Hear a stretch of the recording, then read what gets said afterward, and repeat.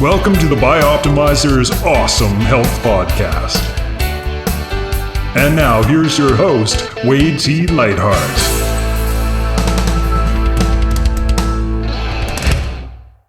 What is Awesome Health? It's actually an acronym that stands for air, water, exercise, sunshine, optimizers, mental beliefs and attitudes, and education.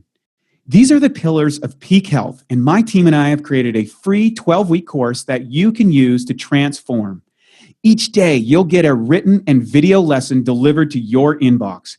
Everything is covered from the foundations of digestion to advanced alternative therapies few people know about. And again, it's 100% free. Just go to bioptimizers.com. That's bioptimizers.com. Good morning, good afternoon, and good evening. It's Wade T. Lightheart from Bioptimizers with another edition of the Awesome Health Podcast. And today, I'm super pumped because we're going to take you behind closed doors. Yep, we're going to talk about some surprising lessons from working with world leaders and business icons. We're also going to talk about battling the global crisis, the untold stories of a health and human rights crusader. And today's special guest is Dr. Nicole Roberts, and she is a game changer in the world of health, human rights, and generosity. As the author of Generosity Wins, How and Why This Game-Changing Superpower Drives Our Success. She shares her profound insights and experiences from working with presidents, diplomats, professional athletes, team owners, artists, and billionaires. Dr. Roberts is the founder of Health and Human Rights Strategies, a Washington, D.C. based advising firm. That's part of the surprise, the insider view from Washington that you may not have expected. She is also the host of the Global Good podcast and a contributor to Forbes. Her message is clear. Generosity is the key to success in all aspects of life, and small acts of kindness can have profound impact on the world. Dr. Roberts' mission is to inspire and equip others to manifest a better future, longer life, and happier world through the power of generosity. Nicole, how you doing? I'm good. It's so funny when you hear those things read. It's like the Instagram version of your work, or it's like, here's the highlights, right? It's like there's a whole career, like here's the cheesy little smile. Like, yeah. I get that, but I do it when I'm on podcasts all the time. And I always laugh because I'm like, well, they always highlight the successes. They never tell you how many things I failed at, right? It's like, maybe it wouldn't be so inspiring. People would turn off. I don't know. Anyways, thanks for joining us on the podcast today. Thank you. I got to admit, when I was looking through your bio earlier, and I was like, I never thought I would hear about generosity and kindness from someone inside the Beltway of Washington. Those two things just don't seem to measure up in my mind or my perception. And let's dispel that right away. Well, yeah, let's unpack that. First and foremost, maybe a little background in your journey, how you got there, how you ended up where you are today, and why the book that you've written is so critical to your messaging and to your goals that you've listed here. Sure. Well, and then we'll talk about DC and why you're wrong. But my background, I'm a doctor of public health. So obviously, I shouldn't say obviously, but to anyone who works in public health, like we come at the world in a way of just, how everything we do every day contributes to who we are and how we present to the world, how we react to the world. So it's what we eat, where we live, where we work, how we sleep, our family, everything we touch is health, to be honest. And so as a doctor of public health, I think that way. My background is, really in human behavior, why people do the things they do. And so I have worked in many, many countries at this point. And at the end of the day, I think my biggest takeaways are that we're all exactly the same. And all one has to do is read a history book to learn that for as long as humans have existed, we've not changed. Not much at all. We are humans, and humans will always human. And so the way we react to everything from, daily stresses to pandemics, it's actually very predictable. And there's always things we can do that are consistent to be better, feel better, and improve our lives. And a number of years ago, I was running a couple of nonprofits, and I ended up meeting the co-author of my book, Monty Wood. And he had this idea about his was a very business oriented approach about what attracts success to people. And he landed on generosity, and we spoke about this word and what it meant and how to be a generous leader. And when you lead from a true place of generosity, the ROI is immeasurable because people will always give more of themselves to you and to your mission and your purpose. And he presented me with this challenge of really looking at generosity from my lens. And so I started digging into the science of like why. And I was shocked. I think we all kind of know like it pays to be nice, right? Nice people, but you also sometimes feel like you get run over as a nice person, or you give so much. And I'm mother of a toddler. Like sometimes you give, and you're like, I have nothing left. And so I was shocked when I reached a place in the research looking at primates in particular, that they exhibit generous behaviors on a regular basis, but it's limited to their circles, right? They'll just as easily kill a male from some neighboring cohort. And yet you'll see humans give of their time, their energy, their treasure, whatever it is, in ways that they never know who the recipient is. They never know how it'll impact others generations later. And yet we do it because it feels good. It starts in our brain, full ripple effect through our body. But it's also what keeps us going. And so we stumbled into this concept that we're the only species on Earth that is truly generous. We give with no expectation of return. And it's really a key component of what keeps us going. And so from there, of course, it was just, off to the races. And it's been a really fun couple years living in this space of generosity. It's interesting that you bring this up. So I grew up in a small rural community in Canada, and generosity is something that's generally accepted practice in a smaller community that you don't necessarily see in a larger community like a city like Los Angeles that I'm in, or things like that. And I always say it's very easy for people to hide, but also there seems to be a defense mechanism also built into generosity through I actually had this conversation with a cab driver in India recently.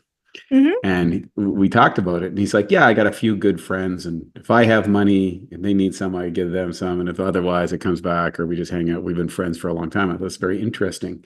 I see it bonding in small groups. And then there's kind of like the self-directed world that's kind of come through maybe the proliferation of online media, which is very self-facing and self-aggrandizing in order to position oneself in the hierarchy of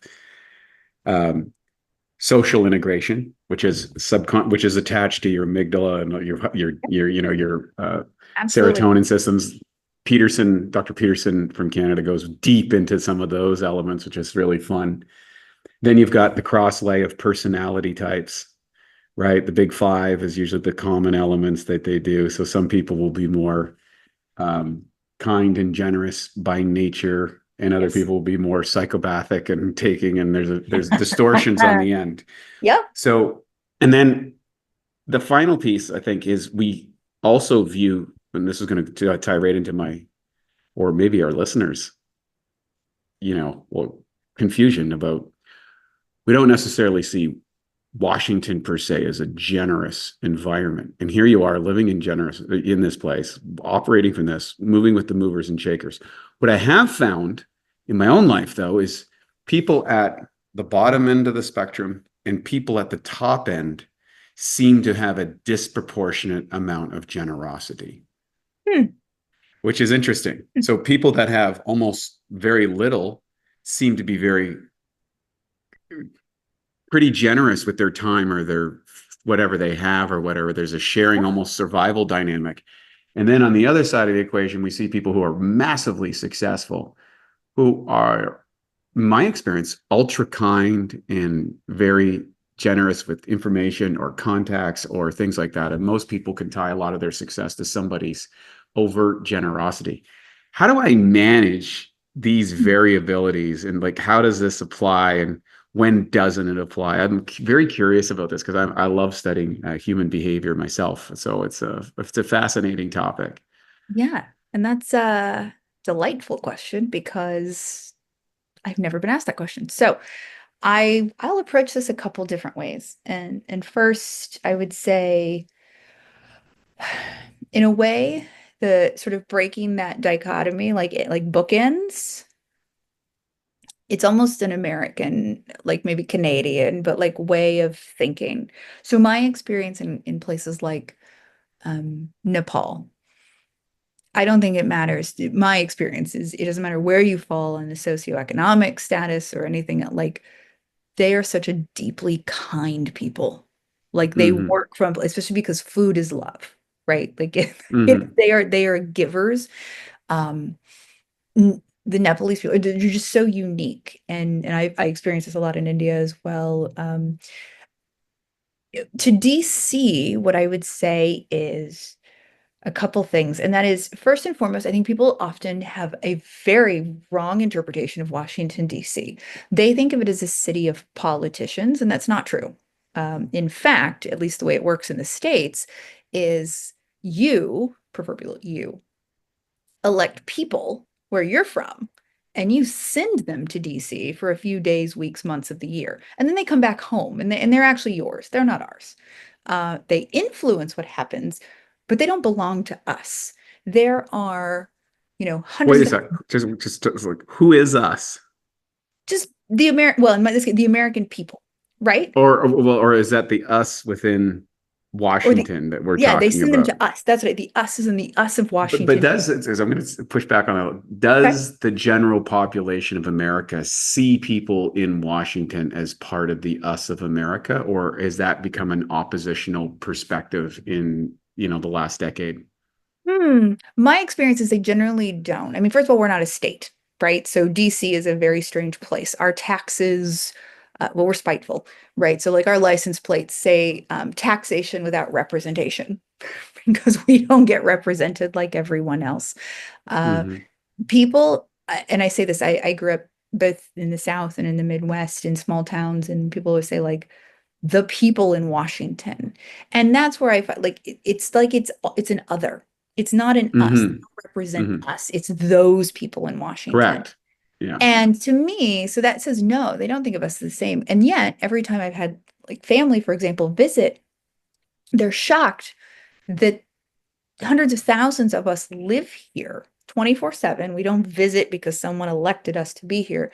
And the number of nonprofits, think tanks, departments, divisions that work in DC, and it's all public service.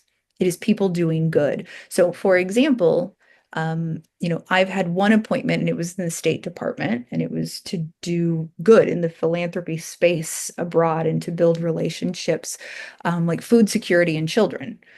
And so I had a wonderful experience touching government because it's like, how do we help feed children? Right? That was our job. And otherwise, everyone here that I hang out with, we spend time with, they run nonprofits. They're working for rights of some kind. They're representing children's organizations. It is the people who are advocates. And so, my experience in DC is it is a city full of individuals who are working their butts off to try and make America a beautiful, wonderful place for everyone else, who then say, you people in DC. When in Hmm. reality, the people who are making the decisions that they see advertised on their campaigns on TV, none of those people are residents of the district. They're visitors, they're interlopers who, go back. So I would say DC is a deeply generous place, a very kind place, full of people who are working really hard on behalf of others 24/7. usually from a very low paying public service orientation. Yeah, I think that's an important classification to make for people because I think people see Washington as just a political place Mhm. primarily, and they see their tax dollars going into Washington and not coming back in the way they would like to see them spend. And then they're like, those people in Washington, Yeah. right? So that's probably the first clear distinction I've heard relative to that. Okay, so now let's dive a little deeper into your interactions. For example, what you talk about in your bio, all these icons of influence Mhm. that you, or institutions of influence. This concept of generosity is a key element. How does those two elements intersect from your experience? Well, and you alluded to this earlier. If we're looking at that side of thing, people can give of themselves. I've said many times, sometimes the greatest thing you can give to another person at any moment is a smile, a kind word, right? Something that just it can change how they feel in that moment. It lends support, right? Listening to someone, spending time face to face. We'll never get time back. There's nothing more generous than giving of our time to I someone, agree on that. our mentorship.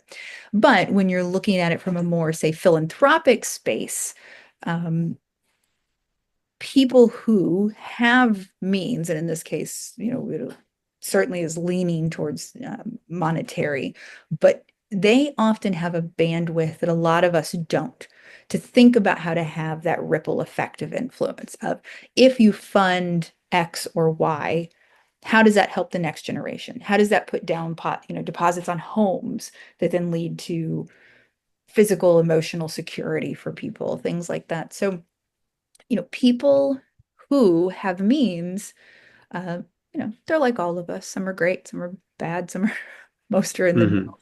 But many take, especially younger generations. So we're seeing the biggest transfer of wealth, right? From older people to 20, 30, and 40 somethings. And our generations, we don't think of philanthropy in the same way. It's not about, let me give it to that university, so my name's really big on the building. That does happen, right? But it's done so much more under the radar and anonymously these days. And it's about finding something that you're passionate about, that you're purposeful and intentional about, and wanting to put your resources behind it, not in just like here's a check, or let me get credit and we'll hold up a big, very large check for everyone to see. It's like, how do we create something? Venture philanthropy right now is really growing. How do we inject, say, research dollars into projects, programs, universities, whatever, that help solve issues that we're really struggling with, from cancer to Alzheimer's to Parkinson's, right? Anything that touches someone.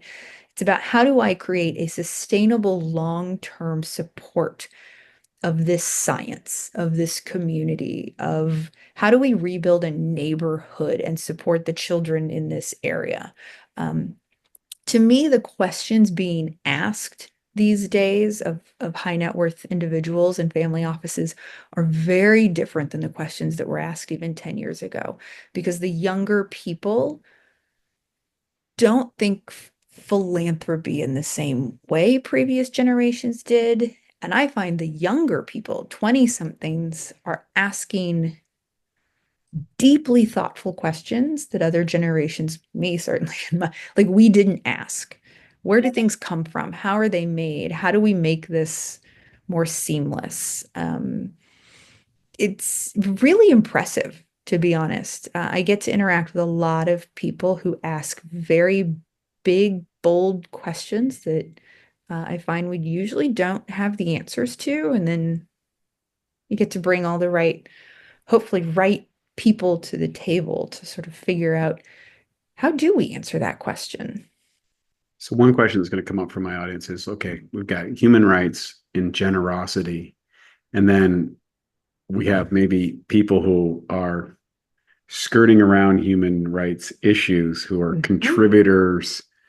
So on one hand, I think of like, okay, let's take a probably the two most publicly known would be the Apple iPhone situation with Foxconn in Yep. China, where people are jumping out of the buildings, and the solution was, we'll just add nets to the building.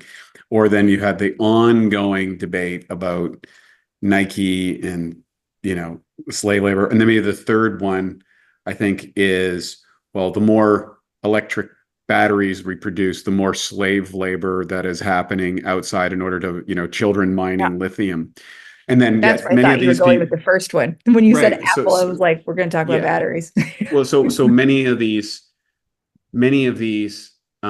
elements are not fully understood. Like, so then maybe that person has a lot of wealth, and then they say, oh, I'm going to create a charity. I'm going to reduce my tax load, commit to a 501c. I'm going to give to this thing to aggrandize. I'm going to hire a bunch of true do-gooders, what I would call like legitimate people that are in it for the cause. And I Yep. think the people inside those machines are of that nature. They wouldn't work. They have opportunities. Oftentimes the pay is not as good. They're distributed around the world. They're touched by some of the most horrific conditions you could possibly imagine. And they're within the confines of a variety of intersecting international political structures, corporate agreement, all of these things that may limit their ability to make a difference. And they have to maneuver through all of that to kind of deliver that. And of course, some are more successful than others. So as an insider inside of that world, like, can you unpack like maybe what seems to be a surface projection or surface idea versus what's really going on from the inside out of those institutions and their ability to execute on their missions? Well, I'd say everything you said is correct, and it's all of the above. So there are bad Mm-hmm. actors, Mm-hmm. period. End of sentence, right? There are good actors inside of bad places. Yeah. There are good actors who, I mean, there are organizations trying really hard. There are in the last, I'm not going to name any names. I would say Yeah. in the last 5 years in particular, we have seen a number of organizations that it just infuriate me to no end because they're, particularly here in the States, their like corporate social good is, well, I'm sorry, it's right. It's a Right. marketing Yeah. Yeah. campaign. It's absolute Yeah. bullshit. And it's because right now social good is the place to be. And it was there. It was like Yeah. it's like every Yeah. month they ticked off the topic of the Yeah. month, we support this, we are against it. Like it felt after a few months, I remember my inbox was just like a barrage of like, ugh. Um, so I don't want to be pie in the sky about it. In fact, like my work in Mhm. Nepal, very much in the garment industry. Um, I've seen the repercussions of fires and whatnot, worked in that space. Same with Haiti. So, what I would say is there are often really good people inside of these systems. Yeah. A lot of what I I have think seen, probably a disproportionate amount of good yeah, people inside of those systems. They can absolutely. bear the weight of all of those competing pressures and still soldier on to get And what they can get done. that's exactly the key. And it is exhausting. Mm, For being, I spent quite a bit of time, like I said, in food security amongst women and girls in particular. And what that does is it's not just food security, it's human trafficking, it's child marriage, it's all kinds of other things that are packed into those systems. It is overwhelming each day. You have to really put up some silos inside of yourself of what you can fix and what you can't fix, what you can move mhm. forward and what there are cultural structures in other places. But little Correct. old me isn't going to change. Even if I show up and march around, like I can't change the structure of a system that's existed for thousands of years overnight. Like it's not going to happen. But we're in a place, I think, where there are companies going on the company side that are genuine in their actions. And I can tell you a lot of nonprofits, including one that I ran during the pandemic, we made it very clear who we would not partner with. And again, I won't name names, but we were working in food security in Africa and India and in the States. But I remember we were offered a grant from an organization, and I was tempted to take it. And I took it to the board and one of our partners, and someone very cheekily said, "Are we going to take money from people who created the problem?" Mm-hmm. We all sat back and I felt mixed because I said, well, if they're throwing money at us to help us fix the problem, like we want to fix the problem. And we agreed, no, no, we weren't going to let someone else take credit for the harm that they had done and that we would find those resources elsewhere.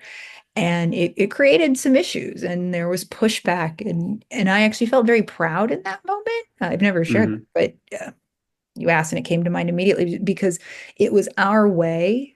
It wasn't a small amount, but it was our way of saying, here's why we're not going to accept these. We're not going to partner with you. We're not going to do a market, let you take credit. And part of it was a little spiteful, but part of it was like, you have to recognize that we see through what's happening here. And if we do, so do lots of other people.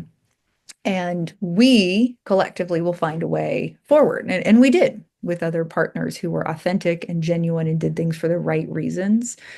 And I think in this world of the second part of that is I have found I'm really dumb with technology. And yet, and actually, the last chapter of our book, we interviewed someone who is a leader in the technology space.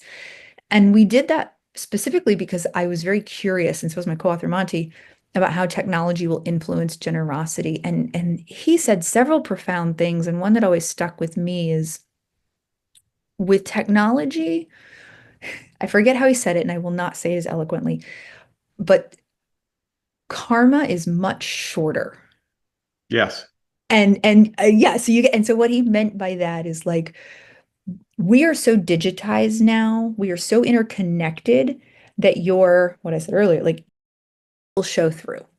Like if you're real and you put your heart, your money, your emotion, like if you put things in the right place and you do it for the right reason, that will always shine through.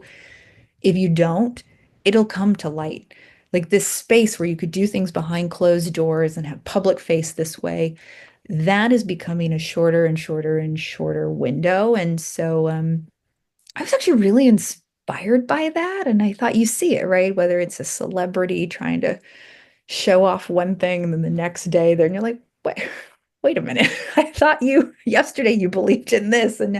Or it's companies who say, we're behind this, we support that. Like they're showing themselves. And that also gives me hope that we and younger people will become better at discerning the good from the bad and will choose the good actors, right? Mm-hmm. Mm-hmm.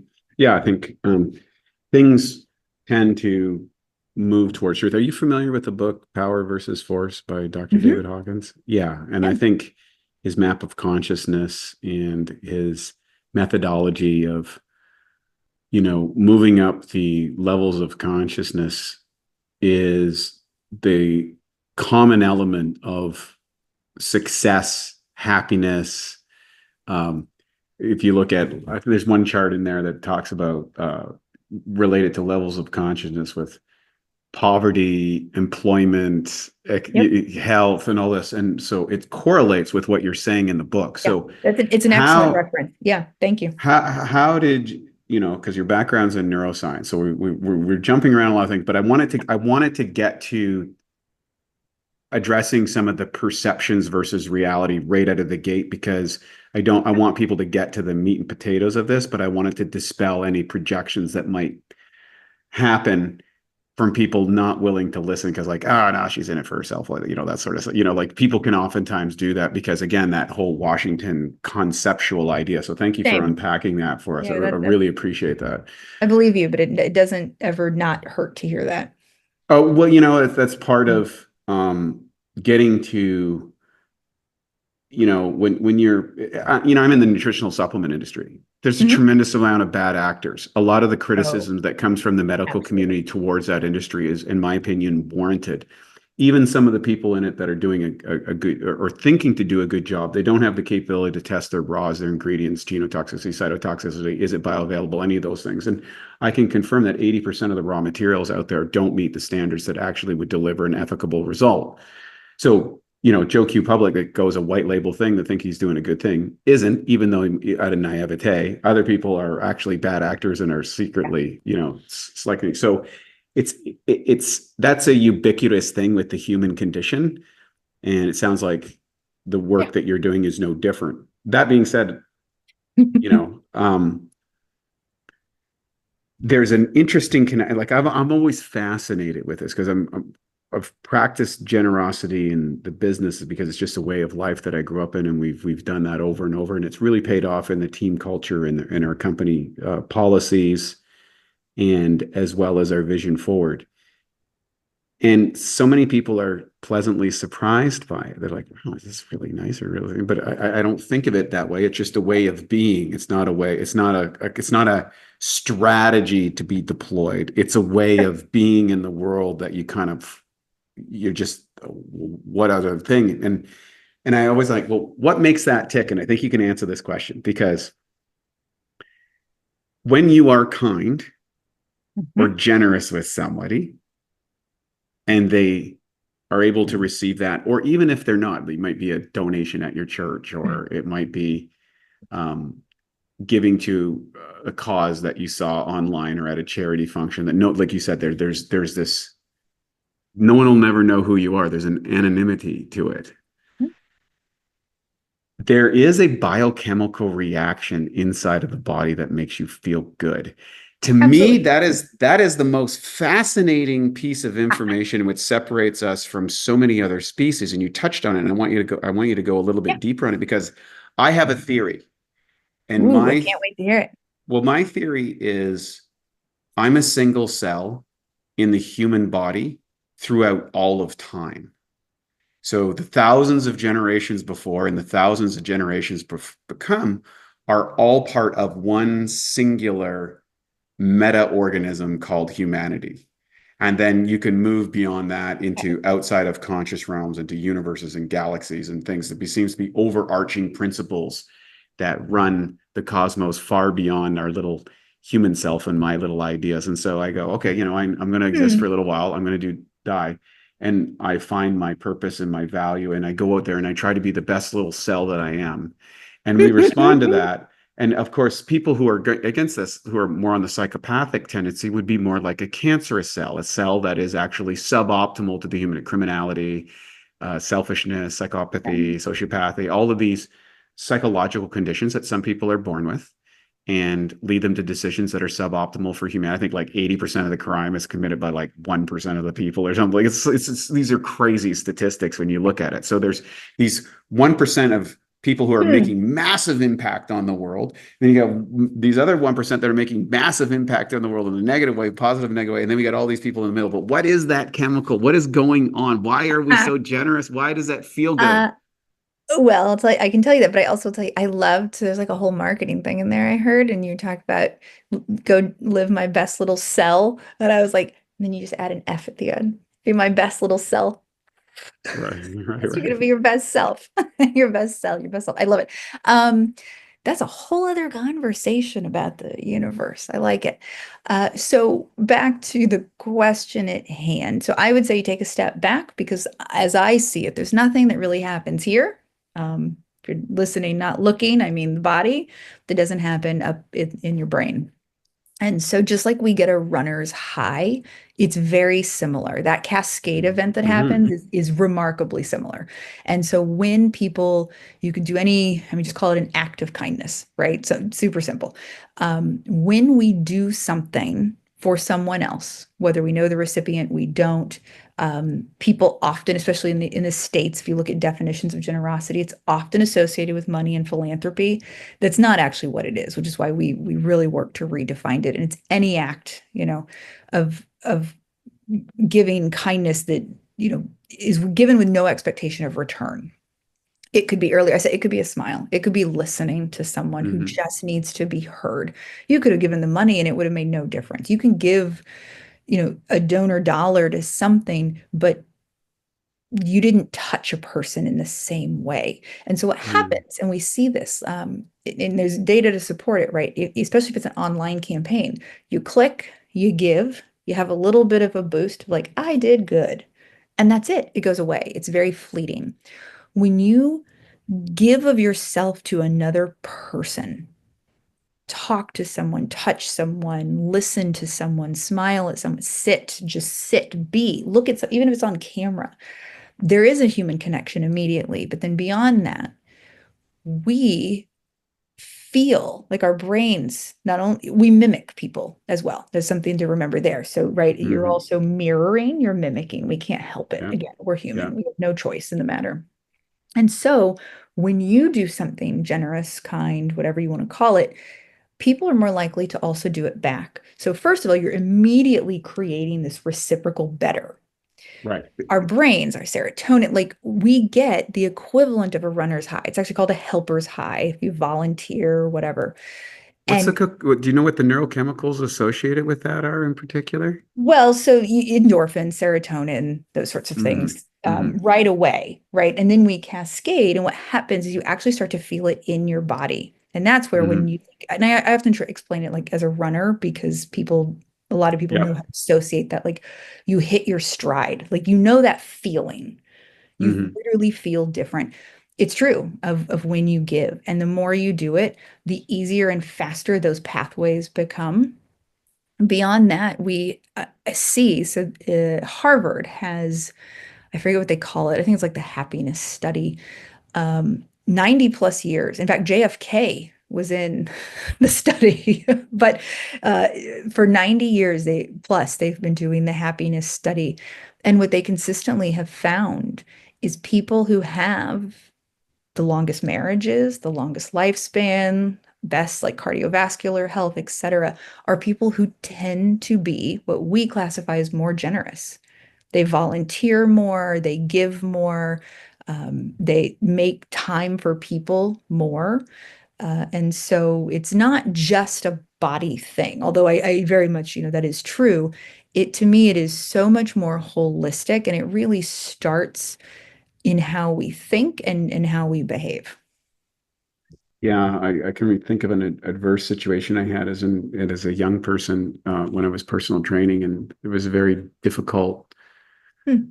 gym owner, and everybody was terrified of this person. He was a bit of a tyrant, and he was under a lot of stress or whatever. And I decided because he just might go off on anybody at any moment for any reason, and I would go in there, and I had a great relationship with him.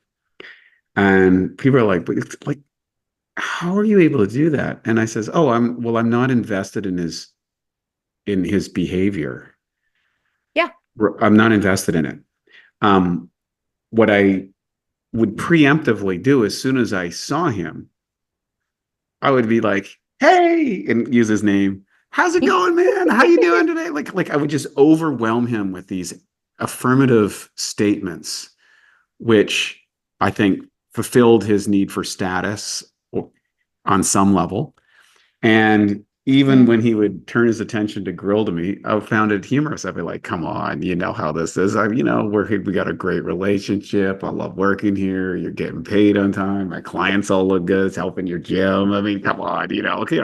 I know it's rough running all this stuff." So I would just even kindness in words.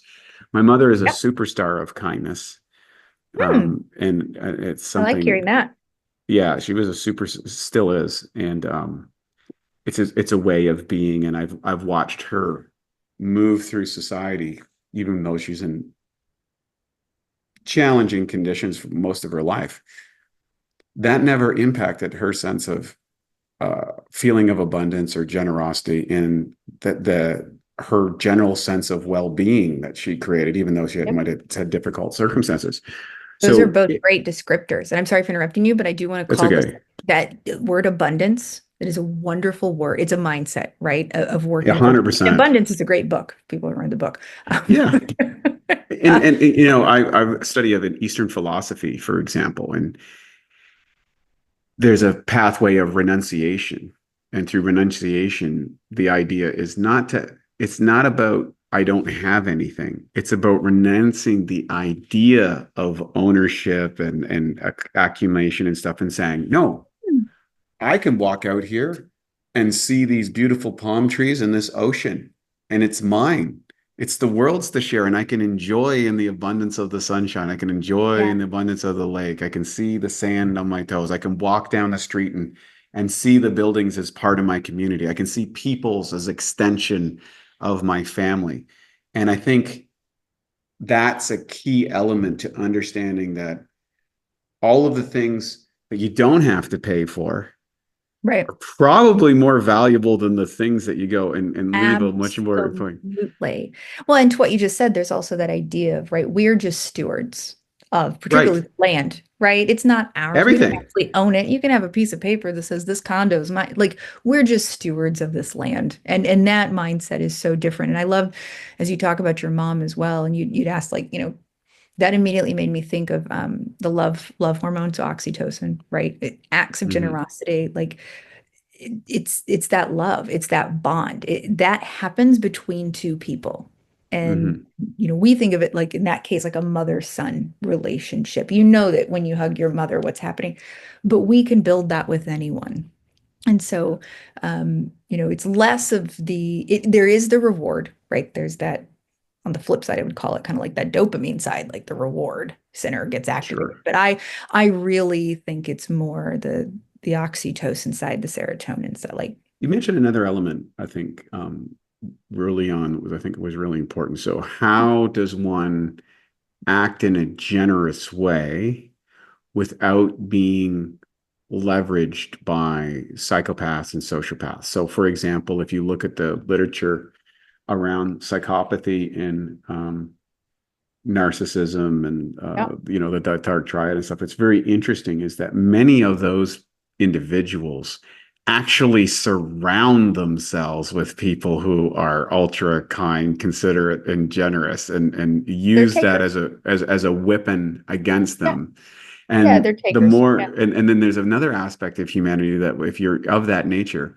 the more that you invest in the bad relationship or the bad, corporate structure, boss relationship, or the friend that's not that way, the more you tend to be let into that. And there's whole courses online about this sort of stuff about like increasing your narcissistic psychopathy tendency. They don't call it that, but No, it's they don't. essentially what it is.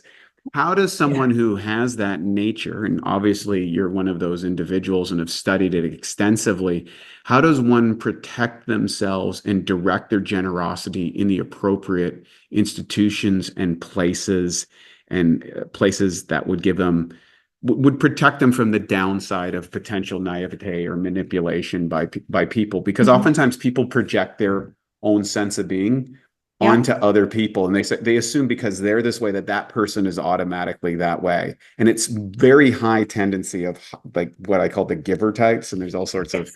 models on that. Can you comment about that? Because you must see that a lot with people who are in these institutions and working, like you said, working their tail off, hardly any money. And they're like, they don't want to give up the cause. They don't want to give up their identity, but they're Mhm. just not in a good situation because of their generosity. And now for a Bioptimizers fixed digestion tip: supercharge your protein shake. Everyone knows protein shakes are a great way to sneak in extra protein, build more muscle, even replace meals and burn more fat. The problem is the highest quality protein typically absorbs at around 40%. One way to fix this and dramatically increase how quickly and effective your protein shake digests is to add 2 to 3 capsules of masszymes into your shake. One research study showed that pre-digested protein during a meal increased muscle growth significantly. To take advantage of this, just blend the open capsules into your shake, and within 15 minutes or less, the enzymes will have begun to break down the protein into amino acids. This can make your shakes at least 2 to 3 times more potent. Some people do this and sip on their shake while lifting to provide their muscles with a steady stream of amino acids during their workout. To save 10% on masszymes, use the code SHAKE10, that's SHAKE10, at masszymes.com. That's SHAKE10 at masszymes.com. Yeah. Well, it happens in all kinds of relationships, not Of just work. course. Right. And Yep. there's, as you said, that one of the things that came to my mind is like, as people, we're really bad at recognizing a sunk cost.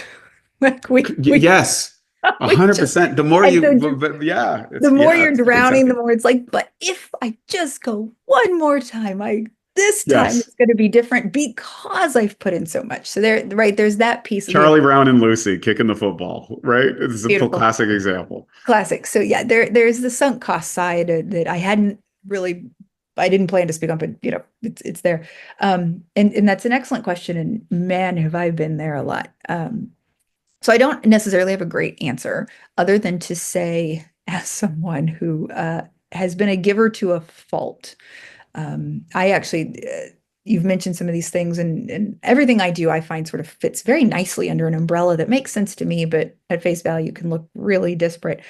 I host an event at the Super Bowl. And the reason I bring that up is you want to talk about takers and feeling taken advantage of. Until I had stepped into the sport world and the sport world at that level, I didn't know what bad actors and takers there could be, right? I had worked in neuroscience and I wrote my dissertation actually on how to build public-private partnerships in neuroscience because I believed that by bringing different skills together and working together, we could do more. And in my background, it was that everyone was so siloed and ownership and competitive that it was really prohibitive to advancement of science. So anyway, fast forward, I end up in an environment like that, and I mean, to this day, I'm still blown away at times by the takers and just how much they will suck out of you and how manipulative people can be. But on the flip side, I keep going because of how many incredible humans I get to meet every year, and this network grows and people build these beautiful things and they're really working together. Um, but you have to set boundaries. And so one of the things we talk about in the book is it's not just being generous with others. In fact, we say it's 50-50. You should be as equally generous with yourself as you are with others. It's not about giving to the point of exhaustion. It's not about, people, and I had mentioned earlier, I have a toddler, right? Any mom can give to the point of like nothing. I mean, they say like, give from an Sure. empty well or an empty cup. Like, if you don't take care of yourself, and I don't mean lavish spa days, but I mean for me sometimes, especially in the summer, I had this absolutely drowning, exhausting role.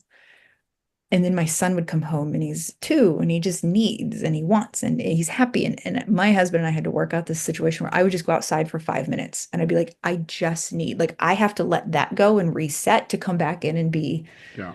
a wife and a mother that's present without Yeah. all that baggage. And for me, those 5 minutes, they were the most generous thing I could do for myself and for my family. To set those boundaries as often as you can to minimize your time. And if it's family, it's harder, right? And we're headed into the holidays, and for better or worse, a lot of us end up in an environment and a house and tables and dinners with people who take and they don't give in the same way. It is to the best of your ability. It is about setting those boundaries. Or earlier you were saying, like, I'll bring my best self. Everything else, not my problem. This dinner will be over in 3 hours. I'm not taking your stuff home with me. I'll be pleasant. I'll give it to you. I'll be happy. I'll do whatever. But it is hard. And what happens, there's someone we interviewed as well in the book. Um, it's a man I adore. His name's Chris Graves. He's founded and then ran the behavioral science division of Ogilvy. Do you know Ogilvy? Yeah.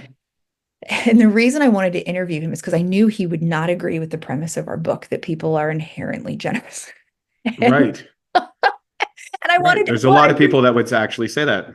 yeah. And so I wanted to talk to a behavioral scientist who would be like, not true. And I was like, tell me why. Let's walk through scenarios. And what I loved about talking to him and his interview in the book is about transaction and about how good people are at sniffing out transactional behavior versus true generous behavior. Mm. And you can feel it in the text of an email. You can read it in a text. You can certainly see it or feel it in face-to-face interaction.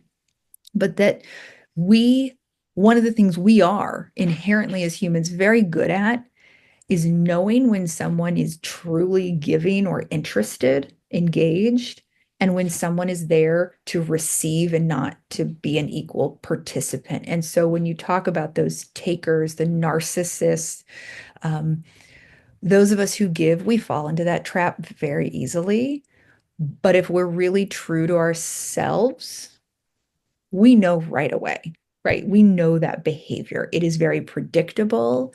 I'd say particularly in the last decade or so, we maybe have overly been bombarded with definitions of narcissism, et cetera, et Yes. Yeah, everybody's cetera.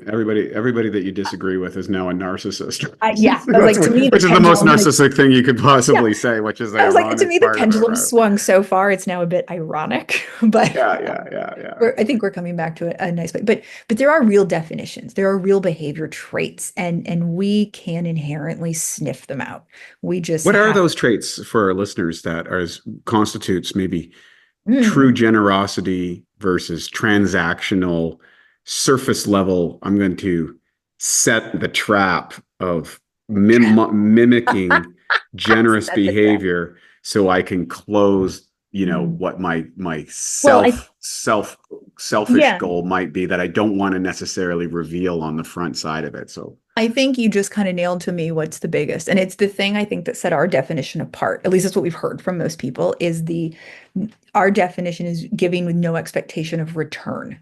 And to me, that's that big difference between transactional versus like a gift, right? Once you put it in a package, you put the bow on it, you hand it, it's in their hands. It is no longer up to you how they could throw it in the trash, right? They could take it home and use it every day for the rest of their life. Once you give a gift, you gave it. And you can have you truthfully can have no expectation of if it's a true gift, how someone uses it, doesn't, etc. And it's the same. When you give of yourself, people may take your advice, they may laugh in your face, right? They may throw it out the window. If you give with no expectation of that other person, then you're truly giving. And they know that, right? They may take it, they may not. If there's an expectation, this is really hard because if I am generous to you, if I'm kind, say you interview me and my podcast has been on pause for quite some time, but if you came to this with the expectation of like, well, Nicole, I interviewed you, so you're having me on your show, right? you're Right? I right. would immediately be like, oh, so you weren't actually interested in a conversation about how we behave and why we do these things for the betterment of all of us. You just wanted something from me.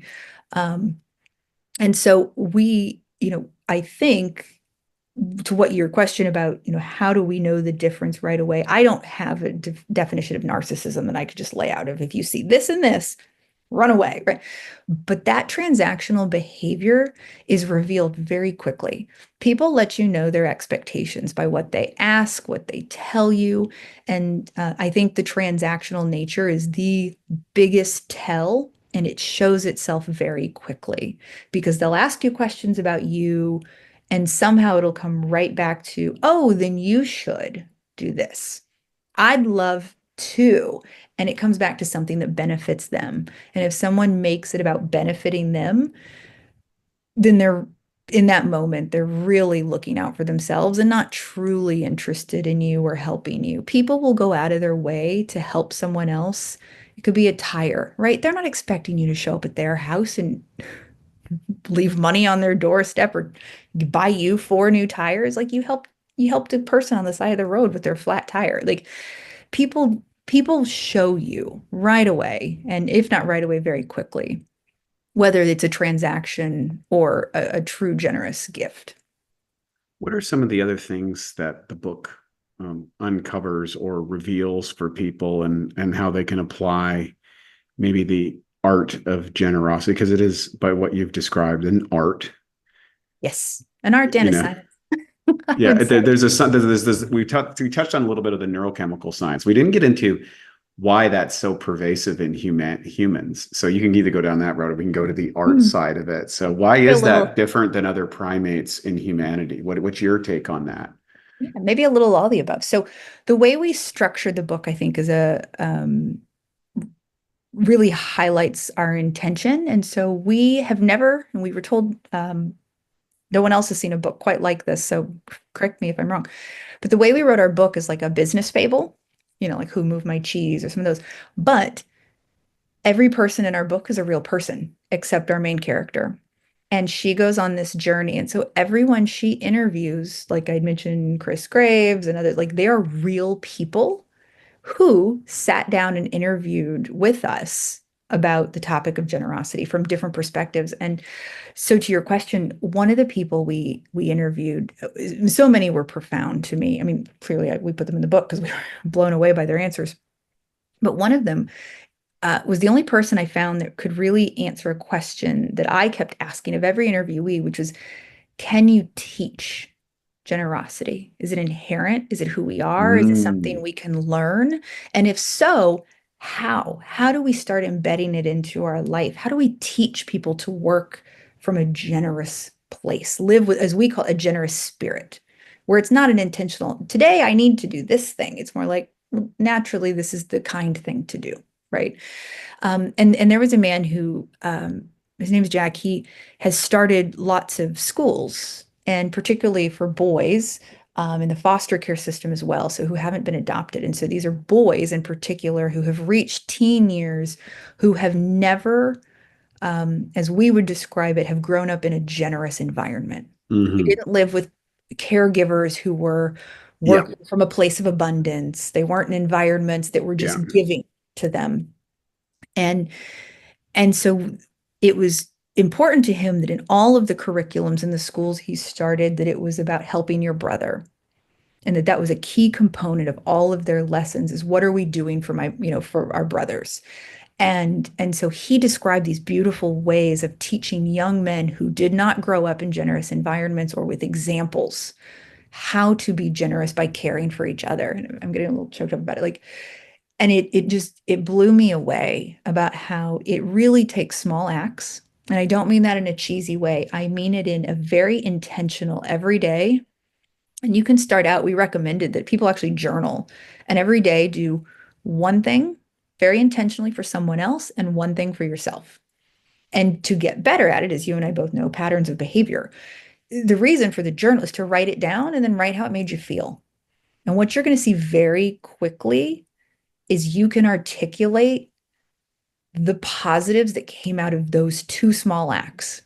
And what it inherently does is convinces you to do it again and again. And before you know it, you're naturally doing things that are very repetitive, that are kind for others and kind for yourself. And so it is something you can teach from a behavioral standpoint, but it's also something you can teach at a very human connection level because we feel the reward. And I think that was that neurochemical dump. And for me, that was the most profound part, is to hear people talk about generosity and their experiences from the technology standpoint, from the behavior standpoint. There's a woman we interviewed. Again, we went out of our way because I knew her story, and she is one of the most generous people I've ever met. And she had loss in her life, from spouse to dogs to, she had just suffered profound loss. And I was like, how is it that she is such a giver? Like she has just had so much loss in her life. And so to hear her perspective on what it means to give of herself and her time and her talents and her treasure, it was truly remarkable, right? I love that in this book, everyone brings a different perspective of what generosity has done to change their life and make them successful in whatever it is they do. And that definition of success is very, very wide. And then how they employ that in their companies, in their homes, in their lives, in their, whatever's.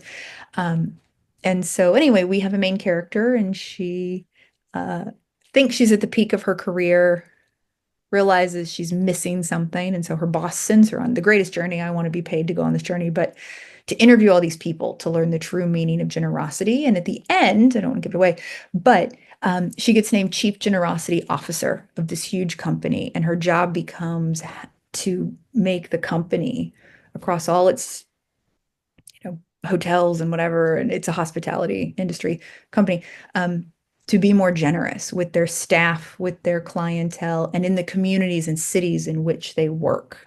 And so I really, her name's Emily, and I really, really wish someone had paid me to go on Emily's journey. Right. But I kind of got to, right? Because I interviewed all these people. I kind of got to. Yeah, it's cool. It was a fun book to write. It really was.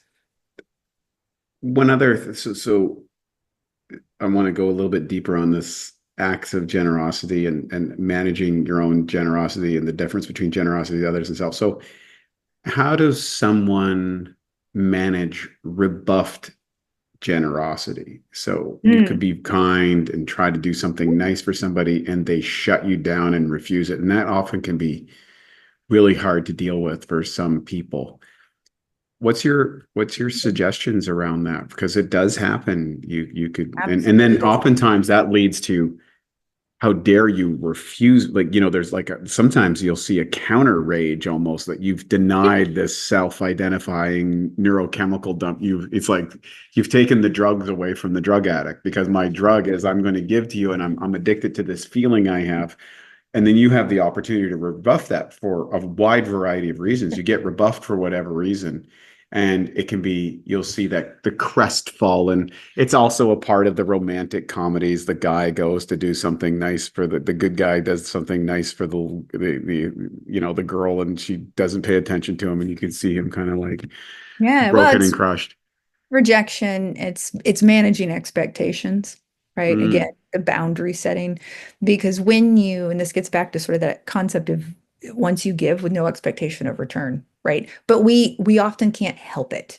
We do something. sure. If I hold the door for someone, we live in a condo building.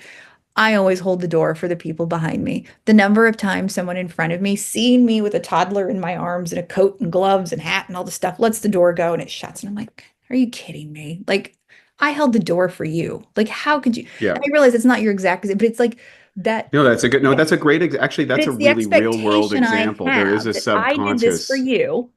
I Yeah. expect you to Yeah. reciprocate at minimum with the same level of respect. And it's a simple, kind gesture that, I don't know, my daddy would be furious if I didn't, right?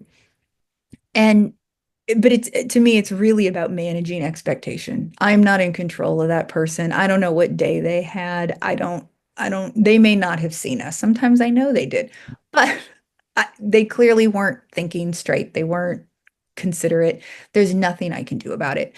In our personal relationships, it hurts so much more. You can do something for, especially someone you care about. It could be a sibling. It could be, right. I went out of my way to do this thing for you, and you can't even, whatever it is for me.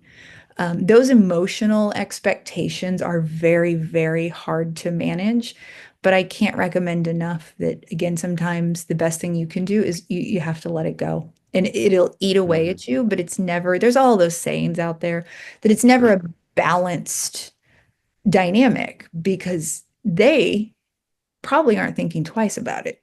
You are Correct. stewing on the thing. Correct. And so, just the forgive and forget isn't truly possible.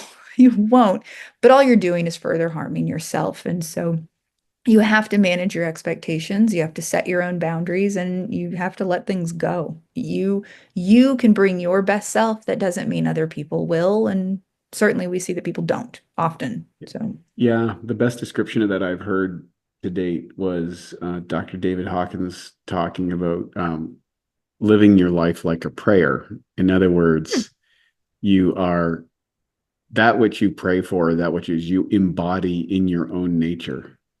And therefore, you have what it is that you're seeking to be reciprocated with. And that's I a love really deep, deep element to consciousness and, you know, do-gooderism versus yeah. true benevolence. Yes, You know, yes. yeah, And I haven't heard benevolence it is kind of said. an arc, or a Yes. hierarchical aspect. Is like it's beyond anything that anybody could do for you. You're Yes. sharing this abundant, and you don't have to have money necessarily, but it's a state of Absolutely. mind that you can Yes. embrace. And Yes. that is a key identification. And for me, how that's evolved in my own life, although I would say probably tilted to the generous side from early on conditioning and lifestyle and community stuff. So it made it easier for me than maybe it is for other people. But yet, when I was able to kind of conceptualize the human body throughout all time, and I've already been supported by 10,000 generations, and my whatever my little action here might influence 10,000 generations for. Well, then I'm put in my proper place. I'm not that big of a deal. and I'm standing on the backs of tremendous amounts of efforts of all sorts of people from all sorts of background through here who I'll never know. No idea who these people are, right? To me, that allows me to kind of just go through the world. And if someone's unkind back, I actually feel sad for them. I'm like I go, oh man, Yes, they must be having a bad day, or that sucks, you know. sucks to But be I'm not them, right? necessarily as disappointed as I might have been earlier in life when I wasn't able to generate that perspective. I do something similar, different, but also kind of similar, living in DC. So here in the district, we have monuments on every corner. Every Right. building's got somebody's name on it, right? And especially now with a young person constantly out in the city, I think big picture like you, but I'm also confronted every day, multiple times with these monuments, these whatever. And I'm like, huh, like, I don't even know who you are. I walk by your building every day. Or my I think son about will that when I see those point, too, you know. point at a statue with a horse. And I'm like, no one even knows who the man on the horse is. But look, horsey, right? And I think that they might have been a wonderful person. They might have actually built this city. They might be a terrible person who, in today's day and age, would not be an acceptable, right?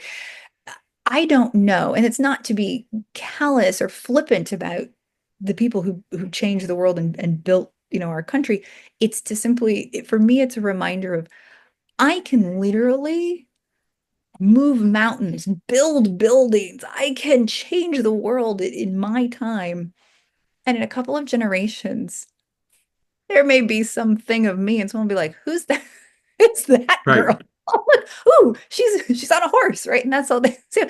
To me, it's always like we are constantly preceded by and surrounded by incredible people, billions of them coming, into the future. No one will know who we are. They'll know what we left if we touched something that touches them, but otherwise, it's life's too short because someone else is going to pay a little more money in a few years and replace your name with their name. I mean, here in DC, we see it all the time, right? The hotel, even like every administration, the hotels get a new name.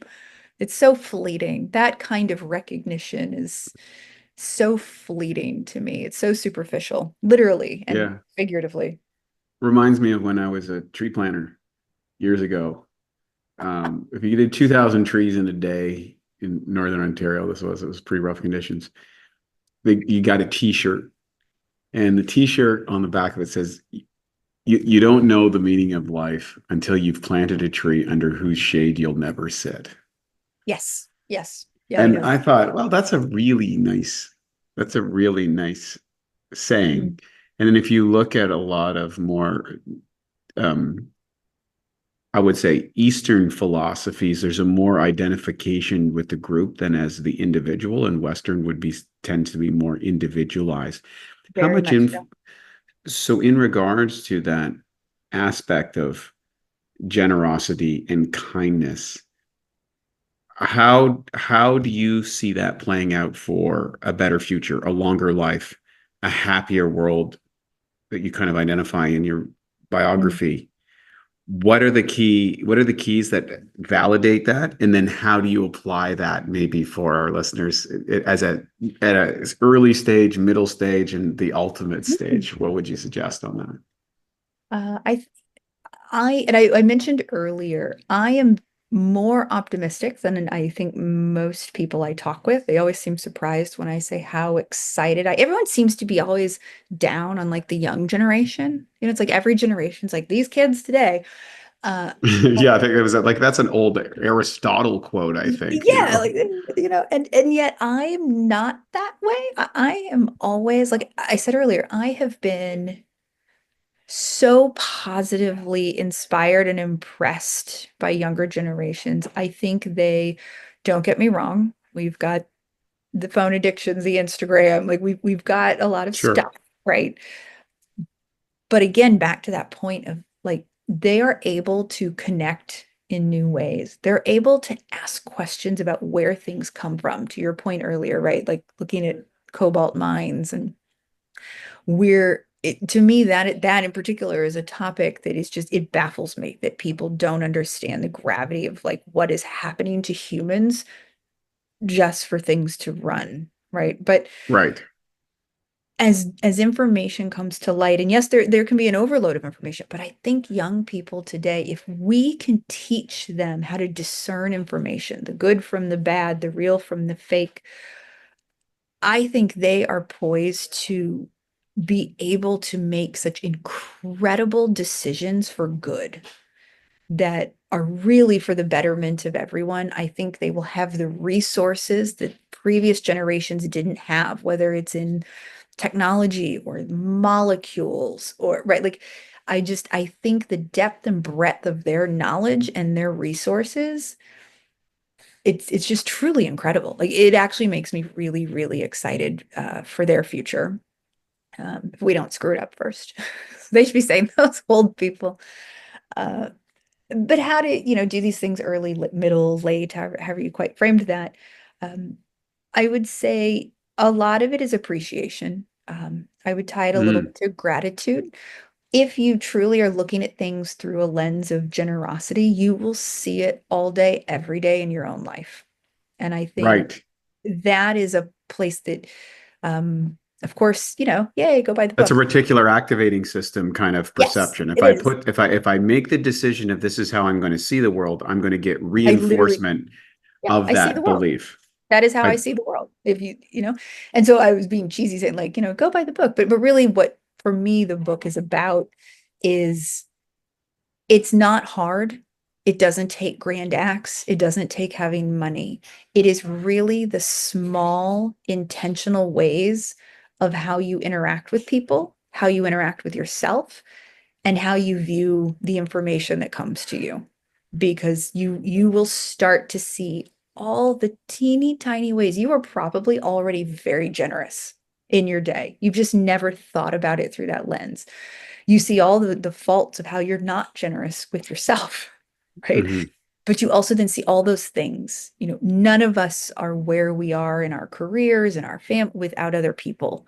And you start seeing those little things. In fact, since writing the book, my husband is, I think, annoyed at times at how often I say thank you now. Like this morning, he ran the vacuum. Toddler had breakfast, right? There was stuff over the floor, and he ran the vacuum, and I was like, "Thank you." He's like, "Why? You don't need to thank me for that." And I was like, "No, but I needed that to happen. Like for me to start my day, I needed the floor to get cleaned, but I'm also trying to get him out the door, and I'm trying like." He didn't see that as an act of generosity. I did, because in that moment I was like, he did something small that took it off my plate. It made the house better. It helped clear my head, my to-do list. Like it reset when I walked back in the door from dropping off at daycare that I could start my day without having these other things to do. So small. And I was so thankful, but I do that now a lot. And like I can tell you, it annoys me. He's like, you don't have to thank me for all these little things. I'm like, but when I recognize it in real time, I am truly thankful because you did something you didn't have to do and you did it to make my life easier. Like that, those small acts of generosity have significantly improved our relationship, not only in the act of doing, but in the recognition of how much other people do for you throughout the day, at work, at home, whatever it is. Once you start practicing generosity, you feel it in abundance, to use that word we used earlier. Okay, I'm going to give a couple quick questions before we wrap up. Yeah, okay. Some odd ones. What is the thing that I I'll use the word I don't like really the word the most proud of, or what are you felt was your best work that you were able to execute within your organizations, reflecting on these attitudes of the book and your work in the nonprofit center and these types of things. It could be any time. It could be helping an old lady across the street to saving 500,000 women, from food security. What would you say that, that was a good one. That was, I feel real good about that one. I've got a The one that's long-term still, juice to that yeah, one. no, I know what it is because as I think about it, it's one of the things that like I get choked up. I'm kind of mushy like that.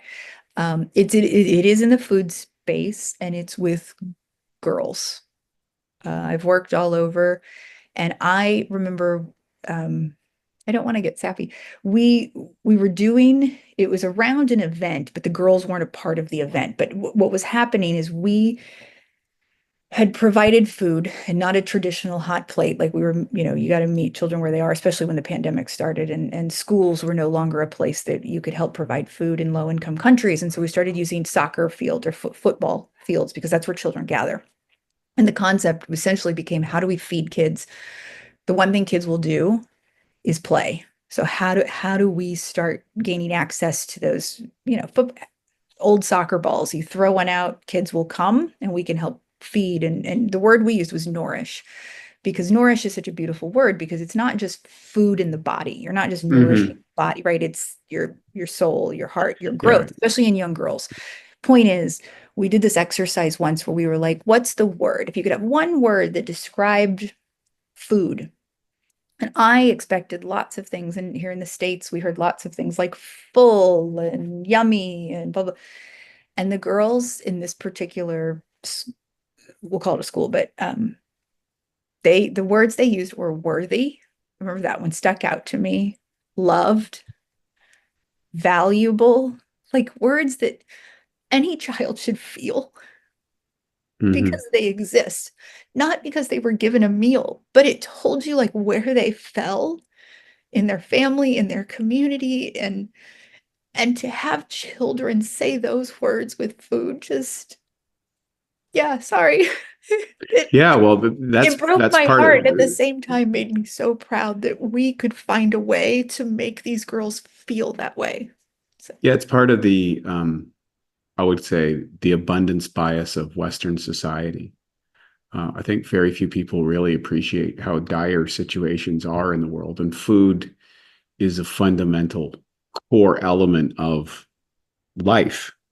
It is. I see how my little son is just 8 weeks old. This is like when the way he attacks a milk bottle. This is a life and death. That is the right word. No, but at that child, you're completely helpless. So food is a life and death situation for that. And we're kind of transcend that here in the West because there's all these different programs and institutions and opportunities and stuff. And there's people that still fall through the cracks, but not to the level, not to the level of, if you listen to someone like Francis Ngannou, the UFC champion that fought in the world, like in the kind of conditions that he grew up in, it's not comprehensible for most people in the way. They don't get it. They don't understand that these fundamental elements of value and food and that connection to it is so deep. It is so deep. It is so deeply rooted. And we don't, those of us who have it don't think about it in the same way. But you see it even here in the States, of obesity around food security. Children who have lack of resources hoard, right? Like it's deeply ingrained in our behavior starting as young as infants. So anyway, I apologize. Funny story related to that, because then I'll set you up on the next one and we'll wrap up. But I work with a company it's run by this 81-year-old Okinawan Japanese guy who was bombed in Okinawa as a young child, lost a couple of his siblings, had malaria, and we're told that the fighting was so intense in Okinawa, that's what led to United States deciding they would use the nuclear bomb in Japan, because they felt they would lose too many soldiers if they had to go an outright land invasion. They thought it would save 2 million soldiers or casualties. That was the decision-making process, like probably the most horrific event. Yet it's very hard to look backwards in time and project judgment on people at that point, because we have the advantage of a way wider lens of evaluation, and we don't have what would have happened if we didn't. But what was interesting inside of that case is he was starving with his family in they were just getting shelter in this kind of little cave, kind of close to his house. And I've actually been to the area. And he said they were told stories that the American GIs would eat the children if they saw them. That was the way of keeping the children away from them so they wouldn't get hurt or taken away or whatever. And he said he'd be about 5 or 6, and he came over this little hill. He got let out of his cave. He was kind of led over his hill, and he comes face to face with the GI. and he's terrified. Oh my God, he's going to eat me. Oh no. And the soldier picked out a chocolate bar and Mm. handed it to him. And he was dumbfounded in this moment that this man-eating, this person-eating beast. You imagine you're a 5-year-old, you're bombing your kids, like so sick how dire his actual everything in his life is confirming in that moment that you need to be away from these guys, and for good reason. Very good reason. Yeah. And this person, Anne's a chocolate bar, changed his whole course of life. And he built this, $1 billion brand company that's In that moment, the cognitive dissonance, especially on a young mind, right. to be just so profound that everything you thought and believed is now just confronted with the opposite. Like that just had to be such a profound moment. Right. And it did. And it led him into, he's probably one of the most benevolent CEOs I've ever seen in my entire life. Um, really deeply constructed with his family and the culture and the people around him and his idea of generosity. And he's built an incredible company over the last 50 years in being that way. And he went through all the sufferings of that as well. And some people think him almost naive or kind of crazy because he's so overtly kind, but it's led to that. What would you say, in your opinion, is the best example of someone that you've came across that has demonstrated that they've manifested a better future, a longer life, a happier world, and are a magnanimous person or a benevolent person, truly, that you say, you know what, in my experience and all my ranges of stuff, that to me is the ideal. And that could be a personal interaction or someone who's just the halo effect is so thing that everybody knows that individual. Who would that person be represented by for you? Um, it is someone who, and I don't want to name Yeah, names I can without understand. Yeah. permission of talking Yeah, about no, I understand that. Yeah, because a lot history. of those people don't want their Yeah, don't and I want the don't acknowledgement. know. I don't know how much is public about their past.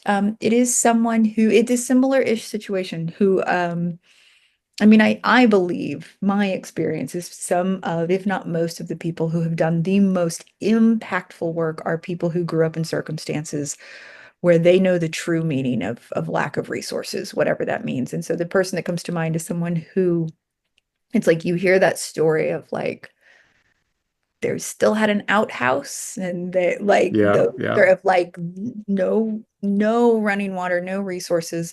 And it's hard to imagine in this day and age that even someone older yeah, could grow up in conditions like um and just it was their family as he describes it like and then skill sets led him into the pharmaceutical industry, which I also am one of those people who normally, as a public health person, right. often immediately puts in the bad man category. But there is one person I can think of who the way he thinks about drug development, and especially, I mean, now I'm wearing my public health hat, but and on my little soapbox, but polio still exists, right? Some other like these diseases that we in the Western world often think of like been eradicated, we've gotten rid of, it's not true, right? Ebola, like these things are still very prevalent in other places. And so to see someone who could charge whatever, do whatever, to use those resources and deploy them to low income countries, communities, even neighborhoods, because we've seen a rise in polio here in the US as an example, because people, are less keen to have their children vaccinated.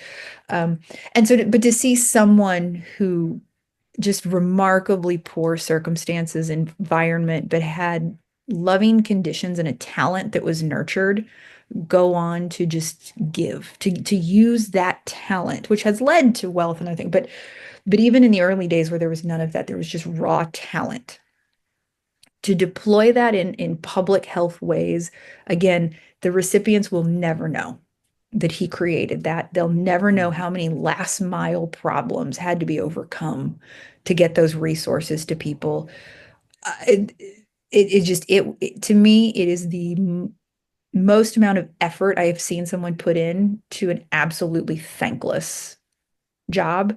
And it has kept so many children and adults, but children, like safe. It's remarkable to me. Absolutely remarkable. Okay, so now it's time for give your unabashed, generous pitch to our audience about Oh. why people should read your book, where they can find you, and how you and what you hope to be part of your legacy by people reading and practicing what you have discovered in that book. Well, this is the part I'm bad at. So if you're still here, uh, Nicole Roberts, I'm easy to find. Generosity Wins, Google it. Easy to find the book, find me, find my co-author Monty. And we actually have our website, generositywins.us.us. Both of us have an email there. You can actually like reach both of us. We check our own email. Our book, one of our goals for the book, our publisher hates us for it, but is to be, uh, we had said we wanted to be for the holidays the most gifted book. And we Right. said, even if that's someone reading it and giving it to someone else, right? They want to sell copies. And we're like, we want it to be a gifted book. And the reason is because it could be a graduation gift about you're about to embark out in the world. Here's how to, think about going out into your new career as a generous person. It could be transition, whatever it is. But for us, it was about this idea that, first of all, this is supposed to be the most generous season, but we want people to read the book and be so moved by it that they want to give it to someone else. They Yeah. want to see another person have that aha moment of how to be happier and healthier. It doesn't take fad diets, it doesn't take all this stuff. You can start with as simple as being more generous with others and yourself. And you will within, I'm telling you, if you track it, we've had so many people email us, write us. Well, now I'm a crier, you know that now. I've read so many emails where I'm just like, oh my gosh, so and so did this thing, and That's Monty and I awesome. forward them to each other. And for us, that's worth it. For us, it's really about making a difference in people's lives, not by selling them something, but by saying you hold the power. You hold the power to change the lens with which you look at things and how you interact with the world and yourself. And it can be simple. And here's all the proof points, even from people who are naysayers, of why this is actually possible. And it's told in a fable, so it's not like a boring interview. You can actually like follow this delightful woman named Emily through her journey. And sometimes you root for her, sometimes you root against her. And I love that in the end, she ends up as the CGO. I would die a happy person knowing that companies had started appointing like chief generosity officers. I think that'd be incredible to say, I want my company to be more generous with its employees, its clients, and the community. Let's find someone who can do that I just think that'd be so fun. It's well, you've been very generous with your time. So thank Thank you you. So have for you. taking We've the run time way to be over. on here. Well, it's a topic I'm fascinated with, so I was really excited about today's interview. And I wanted to ask some difficult questions too, because obviously It. someone who's embraced this type of mindset that inside of a culture that public perception may have another things. I think those questions were warranted. So appreciate you taking the time to answering them and think through them, because a lot of people won't ask those questions. I will, because I like it. And I'm fascinated by the topic of generosity. I do believe it is the key element. Um, Whether it's success in the eyes of the world, as name, fame, game, all that sort of stuff. I think success is when you embark on the journey that resonates with your soul. And the second you take that step, you are successful. It's not a destination. It's a way of being in the world. It's not a way of Eudaimonic. accomplishing or directing. Right. Eudaimonic success. Yeah. And I think so many people get caught up in the externals of it, you know, that they lose sight of the present moment of how they can get the same juice by saying hi to the cashier when they're checking out of the 99-cent store, by giving up your seat on the bus to someone who may need it, by letting someone in the door. And it starts to build a pattern and a sense of self-identification that I Yes. believe is very powerful, that leads to bigger and bigger and bigger Yes. acts. And the other thing is, I do believe that in the concept of karma. It's actually an element inside of all of the religions. It's not called Yes. karma in the religions, but Right. there's either in this And lifetime or some other state. Yeah, go ahead. to your point, it actually appears because I approached the book like a dissertation in its own way, and I had charts and graphs, and every single interviewee used a synonym of karma. They didn't all use the Yeah. word karma, only a couple did, but ripple effect, things coming back to you. Every single interviewee used a synonym of the word karma. It was one of the most and only consistent themes through every person that we talked to. And I'm overwhelmed by the number of people who are radically successful in all senses of the world, who can take themselves back to a simple act of kindness or generosity by someone at some point in their life that Yep. they've identified as the turning point. And 9 times out of 10, those individuals want to be that person for somebody else. And the thing is you don't look for it. When you just be that way, you do not know how many doors will open. And if you're not that way, you don't know how many doors you didn't get to enter because of that simple act. And I Well, that encourage right people. there. Forget my pitch. That's the pitch for the book right there. Yeah. And so I encourage people, it's the Christmas season. I think this will come out before Christmas. I hope so. My parents are flying in today. I am Mr. Christmas. I love Christmas. I'm powered up by it. I can't wait to be there. So hopefully you can embrace the generous season. And I wish you and your family the best of the Christmas season, the rest of the Christmas holidays. And Coming from Mr. Christmas, that's very impressive. Thank you. yeah, I've taken that on just recently, So thank you for joining us today. And for our listeners, I hope you enjoyed this. I hope you embrace some of these ideas. We attempt to practice this to the best of our ability, both in my company and in the personal life. My business partner, Matt Gallant, is a big believer in it. I am as well. And we hope that you embrace it because we are part of the single human family throughout all time. And why not embrace generosity and see how it works? Maybe that's the new goal for 2025. Try that and see what happens. Random acts of kindness caught a big traction a number of years ago. Maybe we can, the generous life. And of course, with your book, generosity wins. How and why this game-changing superpower drives our success. Pick up a copy, go out there, and if you like it, make sure you share it. And one of the policies that I think is great is every single book that I love that I write or that I read, I immediately give it away and buy another copy. That's what we hope for. Perfect. Yeah.